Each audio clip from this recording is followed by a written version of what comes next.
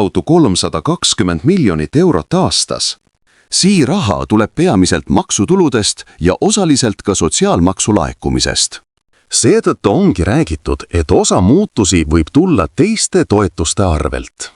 Näiteks kaalutakse, et mõningaid täiendavaid sissetulekutoetusi või soodustusi hakatakse ümber vaatama.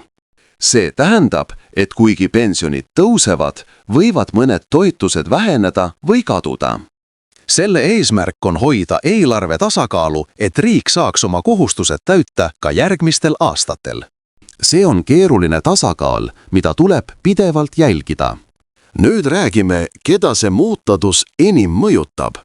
Kõige rohkem võidavad need, kellel on pikk tööstaaž ja kes on töötanud stabiilse sissetulekuga.